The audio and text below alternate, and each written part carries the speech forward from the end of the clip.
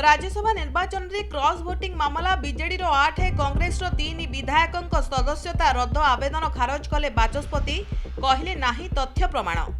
Gas leak tragedy रे 5 ओडिया मृत्यु श्रम मंत्री गणेश राम सिंह खुंटिया सूचना।